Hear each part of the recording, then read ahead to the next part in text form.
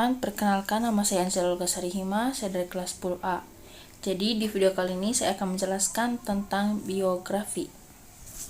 Pertama-tama, kita terlebih dahulu memahami pengertian dari biografi. Kata biografi secara harafiah berakar dari bahasa Yunani, yaitu kata bios yang bermakna hidup dan kata grafien yang artinya tulis. Dengan kata lain, biografi adalah sebuah tulisan yang isinya memaparkan tentang kisah kehidupan seseorang yang ditulis oleh orang lain. Umumnya, biografi berisi tentang tulisan yang memaparkan riwayat kehidupan seseorang berdasarkan fakta, data, dan peristiwa atau kejadian yang dialami. Bahasa yang digunakan dalam teks biografi harus lugas, jelas, dan tidak bertele-tele agar tidak menimbulkan pemahaman yang berbeda dan bias pada pembaca.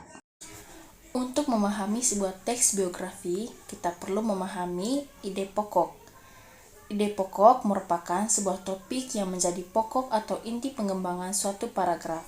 Karena itu, bentuk kalimatnya bersifat umum. Yang pertama, ide pokok pada paragraf deduktif. Ide pokok pada paragraf deduktif adalah paragraf yang ide pokok atau gagasan utamanya terletak di awal paragraf dan diikuti oleh kalimat-kalimat penjelas untuk mendukung gagasan utama. Yang kedua, ide pokok pada paragraf induktif. Ide pokok pada paragraf induktif adalah paragraf yang ide pokoknya terletak di akhir bacaan. Karena letak idenya ada di akhir, alurnya pun menjadi umum ke khusus. Selanjutnya, menganalisis teks rekon untuk menemukan gagasan, pikiran, dan pesan. Inspirasi, motivasi, dan pelajaran hidup dari tokoh tidak hanya bisa kalian dapatkan dari teks yang berbentuk geografi.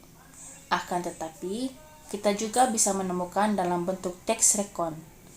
Teks rekon merupakan jenis teks yang menceritakan kembali suatu kronologi peristiwa tertentu berdasarkan pengalaman yang dialami di masa lalu dengan tujuan untuk memberikan informasi atau menghibur pembaca. Selanjutnya, menelaah penggunaan tanda baca dan kata serpaan dalam teks biografi. Secara lengkap, kaidah penggunaan tanda baca terdapat dalam PUEBI atau Pedoman Umum Ejaan Bahasa Indonesia. Dalam PUEBI tersebut tidak hanya mencakup kaidah tanda baca, tetapi juga pemakaian huruf, penulisan kata, dan penulisan unsur serpaan. PUEBI diterbitkan oleh Badan Pengembangan dan Pembinaan Bahasa, Kementerian Pendidikan, Kebudayaan, Riset, dan Teknologi. Yang pertama, pronomina. Pronomina adalah sebuah frasa atau kata yang digunakan untuk mensubstitusikan istilah orang ataupun benda. Tetapi umumnya pronomina ini banyak dipakai untuk menggantikan nama orang tertentu. Yang kedua, kata kerja material. Kata kerja material merupakan kata kerja berimbuhan yang merujuk pada aktivitas fisik atau perbuatan yang dapat dilihat. Yang ketiga, kata sifat. Kata sifat adalah kelas kata yang mengubah nomina atau pronomina, biasanya dengan menjelaskan atau membuatnya menjadi lebih spesifik. Yang keempat, kata kerja pasif.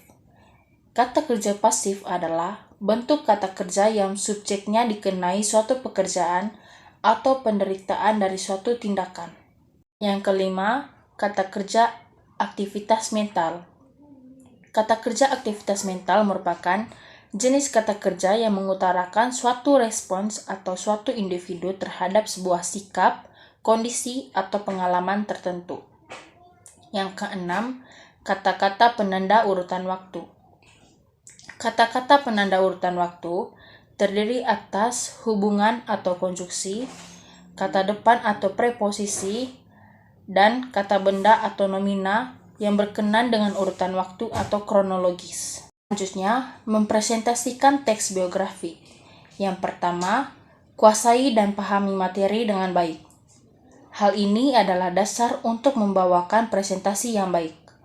Untuk meningkatkan pemahaman kalian, bacalah materi secara berulang-ulang atau lakukan simulasi tanya jawab terkait materi yang akan dipresentasikan. Kalian juga dapat menyusun naskah presentasi jika diperlukan. Tulis apa saja hal-hal yang perlu disampaikan. Tidak perlu bertele-tele, cukup sampaikan materi dengan secara singkat dan lugas. Pahami secara mendalam materi yang telah ditulis dan jika perlu dihafalkan. Yang kedua, buat media pendukung presentasi yang menarik.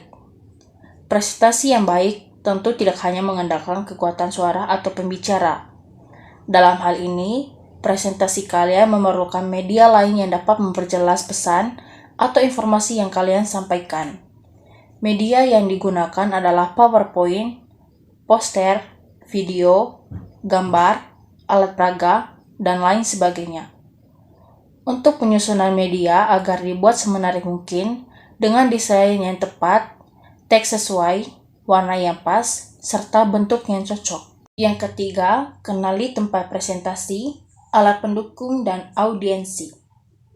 Hal-hal yang telah disampaikan sebelumnya tidak ada artinya jika tempat kalian presentasi tidak mendukung. Begitu pula dengan alat jika di kelas kalian ada proyektor, tidak perlu menggunakan media PowerPoint.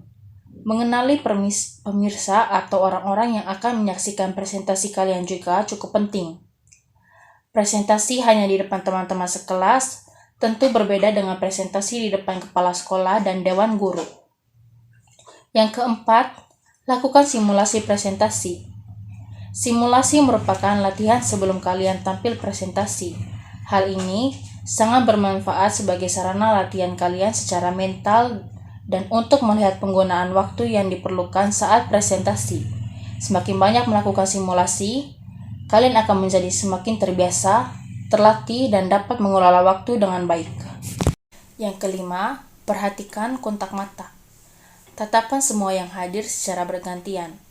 Lakukan kontak mata secara langsung untuk meningkatkan keberanian jika timbul rasa malu atau grogi. Kalian dapat alihkan sejenak pandangan ke bagian tubuh yang lain. Untuk latihan, kalian dapat mencoba presentasi di depan teman sekelompok.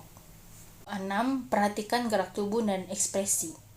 Gerak tubuh dan ekspresi cukup penting agar presentasi kalian tidak monoton dan membosankan. Lakukan gerak tubuh dan ekspresi sewajarnya sesuai dengan suasana dan isi teks. Posisi dan sikap tubuh, usahakan santai dan tidak kaku. Tidak perlu berdiam berdiri di satu tempat. Kalian dapat bergerak atau berjalan-jalan sedikit jika dianggap perlu. Yang ketujuh, pengaturan suara. Atur suara kalian agar jelas didengar. Pengaturan jeda, intonasi, tekanan, lafal, dan irama juga diperlukan kesesuaiannya. Hal ini dapat mendukung daya tarik presentasi kalian. Usahakan pengucapan kata dan kalimat dihafalkan dan dengan jelas dan tidak terburu-buru.